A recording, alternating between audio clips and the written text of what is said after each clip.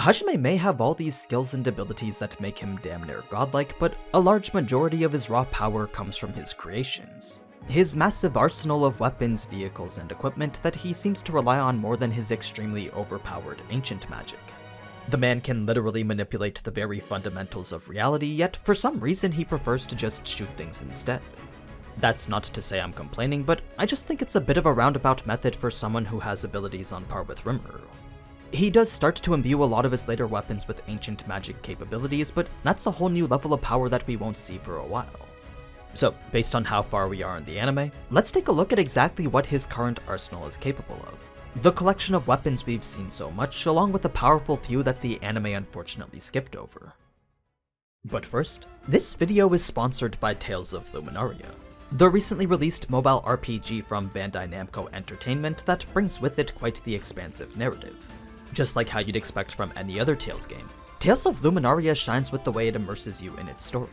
Each of its 21 unique and playable characters all have their own episodic missions that eventually intertwine to create this massive converging legend. So, how the story starts and how it progresses is completely determined by you and whichever characters you feel like playing as. It's a unique approach to storytelling that you really don't see too often. If you're not too sure of where to even begin though, then you can always watch the newly released Tales of Luminaria anime, a 2-episode special that highlights both main factions and some of the key characters within it, making it a great way to jump into the story and get an idea of what to expect from it. As for the gameplay itself, well, every character brings with them a whole new set of mechanics as well as environments unique to their part of the story. Like, Leo has various charge attacks that place him right at the front, whereas Anna Maria possesses these more graceful AoE attacks. Alexandra has these aggressive sword lunges, and Cilia can support with a bow from a distance. They're all movesets that fit well with the theme and story of their character. So, if you're interested in the Tales of franchise's newest narrative, then I highly recommend using the link in the description to download it for free today. It really does well to live up to its predecessors. But now, let's get back to the video. Starting with Hajime's very first creation, what we have is his go-to revolver, Donner. A modern weapon crafted from the hardest and most dense materials in the labyrinth that possesses enough power to fire projectiles faster than the speed of sound. It may just seem like a normal revolver in the anime, but there are several factors that go towards making this far more powerful than the world's strongest anti-tank rifle. First, the bullets are made from that same dense material, the tar stone, which ranks just below diamond on the Moss scales of hardness. Combine this with a blast rock explosion to propel it forward, and what you'll get is a durable shot that can penetrate pretty much all types of armor and monster flesh. Where Hajime takes it one step further though is through the acceleration of that bullet via his lightning field skill. By applying lightning field to the barrel of his gun, not only does the revolver become something more akin to a railgun, but the resulting projectile would travel faster than 3 kilometers a second, giving it power befitting the German word its name is based off of. One key thing to note about this gun though is that the bullets required for it are very difficult to make. Before Hajime had acquired his duplicate transmutation skill, to craft each individual bullet took upwards of 30 minutes. That's just how much precision was needed when making sure the size and shape were 100% accurate. Reloading was also quite difficult given he only had one arm, but the development of various gun kata techniques alongside various other things did make it a lot more easy for him.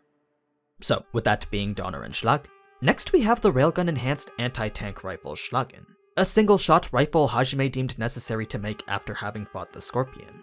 The way it worked was pretty much the same as Donner and Schlag, but the wider and longer barrel meant that larger caliber bullets could be accelerated across a greater area, resulting in a shot that was at least 6 times stronger than the revolvers.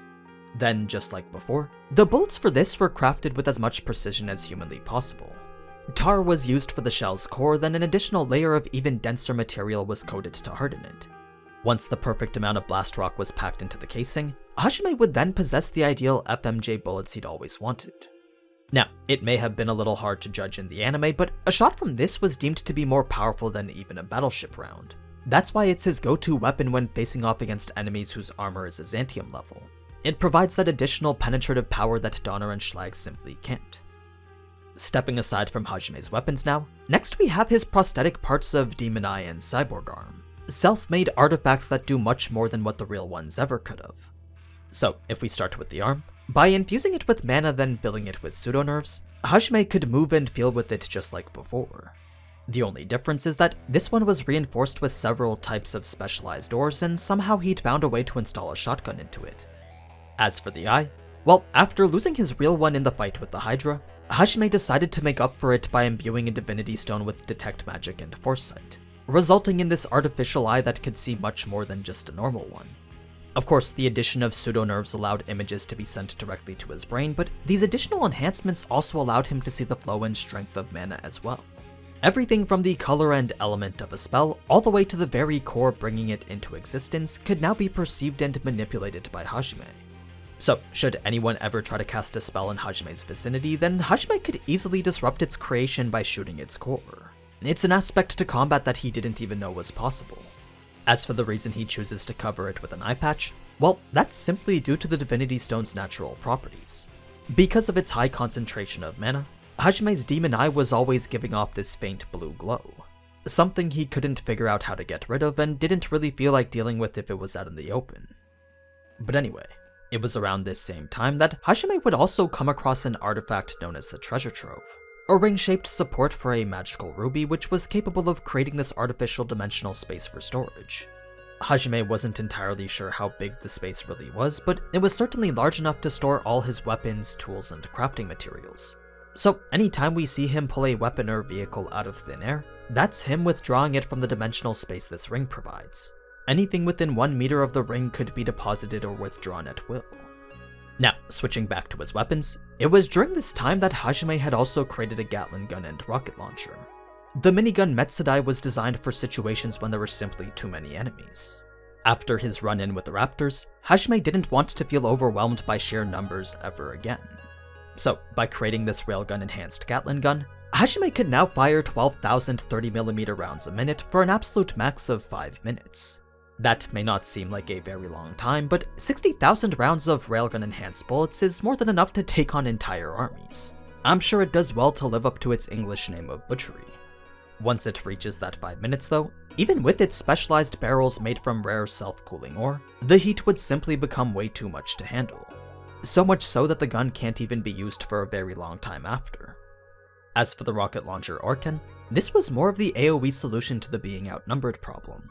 Should there ever come a time when Metsadai wasn't enough, then Orkan can follow it up with 12 consecutive rockets of whatever type Hajime deemed necessary. It's the last weapon we see him make before leaving the labyrinth. In terms of other miscellaneous things that you'd probably consider useful, there were also the 2 Azantium armored vehicles of Steiff and Brise, as well as 12 vials of the remaining ambrosia from the Divinity Stone. Steiff was his 2-wheel mana-powered motorcycle.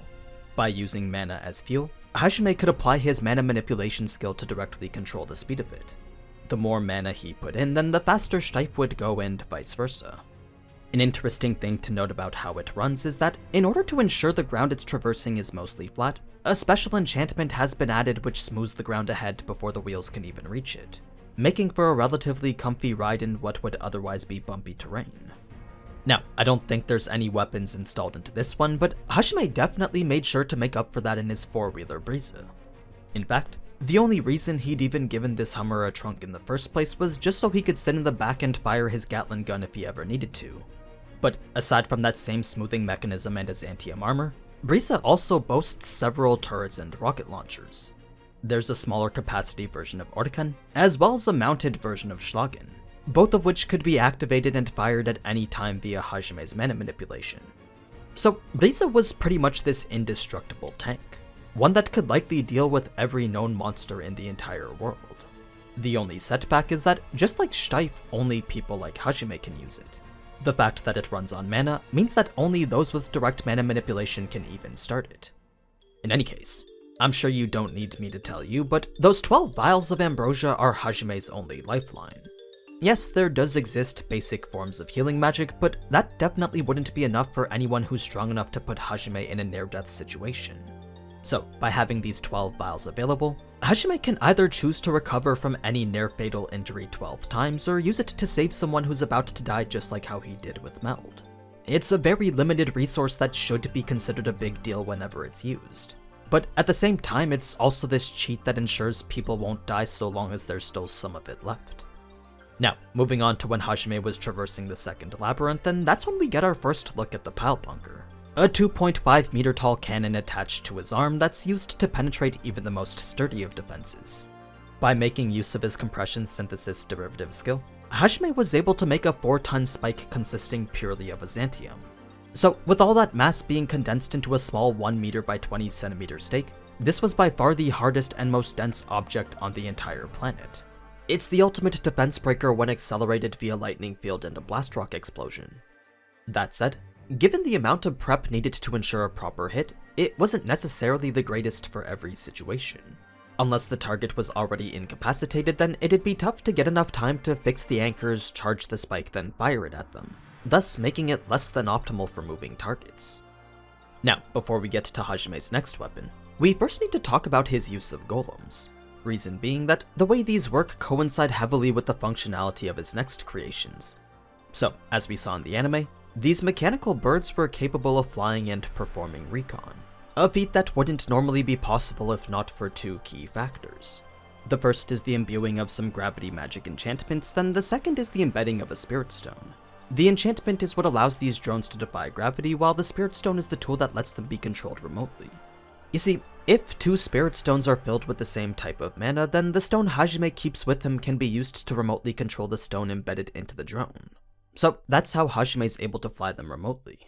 If we take that same concept and apply it to something a bit more offensive focused, then what we'll get is the weapon Hajime likes to refer to as crossbits. Omnidirectional gravity-controlled weapons that function exactly like how the Ornis golems do, including the feature where they can relay images back. The key difference between those and this though is that these 7 cross-shaped shields are outfitted with rifles and shotguns, making them very similar to the aerial assault drones from Call of Duty. Now, I'm sure you probably think that those features are more than enough, but for someone like Hajime that's just the bare minimum. You see, in addition to all these turrets that make it quite the offensive tool, Hajime also wanted to make it useful on defense. So, by coating each of them with his own diamond skin enchantment, these crossbits would also be covered with a hardened shell of mana, allowing them to be used as highly durable shields whenever it was needed. As for a nice little touch to polish things off, well, the last addition to these crossbits was a built-in self-destruct feature. So if any one of them were ever being held down by several enemies, then Hajime could just blow it up and take them all out with it. It's a tool that was very crucial to ensuring Hajime's victory here. It's a shame they weren't included, but by keeping 4 close to him and sending the other 3 over to Shia, both had pretty much become these unapproachable boss monsters. Anyone who got too close to the crossbit's radius of fire would immediately be cut down by a barrage of bullets. So, in terms of overall utility and performance, these would probably have to be Hajime's most useful weapons so far. They're certainly not the last things he'll come up with, but out of the ones we know of, I think they provide the most.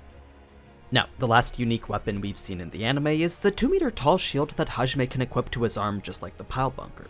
It's a heavily reinforced deployable wall created with the hardest ores Hajime could find in the labyrinth, then coated with Azantium to make it even more durable. Even if something was strong enough to break through that outer layer, so long as the ores within could buy Hajime a couple of seconds, his synergist abilities would always restore it back to perfect condition. Plus, because the inner ore's hardness was proportional to the amount of mana he put into it, that meant that so long as Hajime had mana, the shield could be reinforced to a point many would consider to be indestructible. It's a multi-layered build that provides Hajime with numerous options, a common theme I'm sure you've noticed in a lot of his other weapons. In any case, that's all of his weapons and equipment so far. He does possess various types of bullets and grenades, but the ones we've seen so far are all pretty self-explanatory. What I do feel like you need to know though is that everything we've seen here doesn't even scratch the surface of what he's truly capable of. A lot of these weapons get their own upgraded improvements, and the brand new ones he ends up making are weapons you'd only imagine in a series like Star Wars. I doubt we'll see any of them anytime soon, but I figured you'd want to know that things do get a little bit crazy. But yeah, that's everything that I gotta say for now. If you want to see more Arifureta videos, then perhaps you might enjoy my cut content ones. I'm currently going through a lot of the important backstory we missed from Season 1 right now, so feel free to check that out if you're interested. But anyway, as always, thank you so much for watching, and if you enjoyed this type of anime content, then you already know what to do. So, until next time, ciao!